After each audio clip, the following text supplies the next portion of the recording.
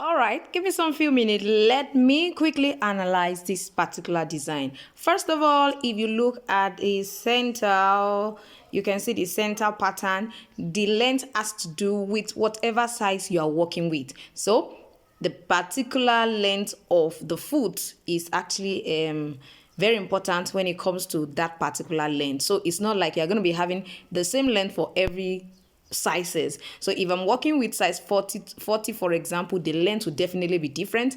And if I'm working with size 44, the length will definitely be different. So I want you to know that whatever the length or the size you're working with is will determine that particular length. Now, when it comes to each of the straps that we have here, now if you look at it intently, you find out that each of them are actually not totally straight. Especially this first one is not totally straight. Now let me show you what it looks like.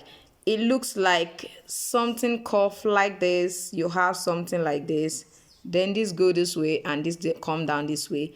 It looks somehow like that, and the only way you can achieve this kind of look is when you actually, let's say you actually draw a triangle. Let's say my triangle this way, my rectangle rather is actually let's say 6 centimeter by 3 centimeter, for example. Let's say this is 3. So what I'm going to do is I'm going to definitely reduce this width. I can reduce this width to about let's say 2 centimeter. So at the end of the day, I'm going to shape it this way, and I'm going to be having something that looks like what I just explained for the first strap. Now the second strap is actually about 2 centimeter wide. Now all of the weights also will be determined by whatever length, the length of the foot or the size you are working with.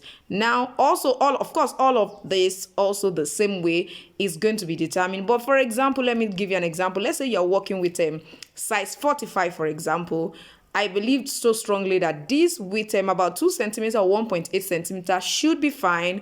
2 centimeter here should be fine. 2 centimeter and 2 centimeter should be fine. You can decide to actually make the first one as well, the width as well, 2 centimeter. Don't forget, whatever this particular length is going to be is actually going to be related to whatever your size is. Now let's go to the back pattern. The back pattern, I will let you know that majorly you need a shoe last to be able to do this. That's the simple truth. If you're going to be using your hand to actually bottom this back part, then you are not going to be getting a perfect result. So I want you to know that you cannot produce this kind of design without a perfect shoe last. So you definitely have to create a 3-dimensional pattern to be able to create this back pattern. I hope this helps in your analysis or in your creation of this particular design. Thank you once again joining me today as I analyze your design. Thank you. I still remain your shoemaking made easy tutor.